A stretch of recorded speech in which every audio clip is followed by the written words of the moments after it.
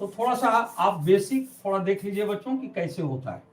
तो sign 120 degree का value निकालना है बच्चों।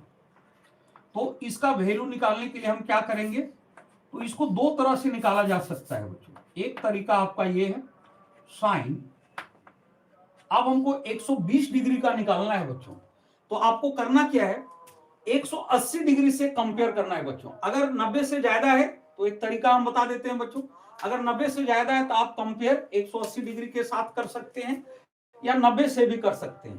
तो अगर 90 में आप करेंगे बच्चों तो वहां पर प्लस करना होगा 120 डिग्री के लिए, और अगर आप 180 डिग्री से कंपेयर करते हैं तो आपको माइनस करना होगा, यानी पीछे आना पड़ेगा। तो साइन 120 डिग्री को हम अगर 180 डिग्री के साथ कंपेयर करें तो हमको कैसे लिखना होगा बच्चों, तो इस तरह से साइन 180 डिग्री माइनस, अब बताइए बच्चों कि 120 डिग्री हमको यहां लाना है, तो 180 डिग्री में कितना माइनस करेंगे बच्चों, जो 120 डिग्री आ जाएगा, तो हमको 180 डिग्री में 60 डिग्री माइनस करना होगा बच्चों, तब मेरा 120 डिग्री आएगा। अब एक फॉर्मूला होता है बच्चों जो कि आप आगे की कक्षाओं में पढ़ेंगे।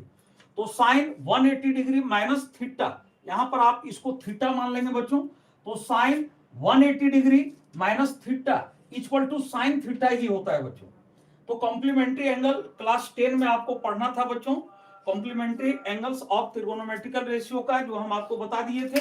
तो कॉम्प्लीमेंट्री एंगल में क्या होता था बच्चों, 90 में होता था माइनस आपका, तो 90 में होता था तो उसमें क्या हो जाता था, sine 90 degree minus theta equal to cos theta हो जाता था बच्चों। लेकिन यहां ये चीजें नहीं होगी बच्चों, साइन 180 डिग्री माइनस थीटा करेंगे तो 180 डिग्री के साथ आपका जो कंडीशन बनता है वो आपका साइन में ही रहेगा बच्चों। तो sine 180 degree minus theta equal to sine theta ही होता है बच्चों। तो साइन थीटा के जगह पर मेरा क्या है, 60 डिग्री है। तो साइन 60 डिग्री का वैल्यू आप जानते हैं बच्चों, क्योंकि आपको 90 डिग्री तक का बताया गया है, 0, 30, 45, 60, 90। तो साइन 60 डिग्री का वैल्यू होता है बच्चों √3/2। कहने का मतलब हुआ कि साइन 120 डिग्री का वही वैल्यू होगा जो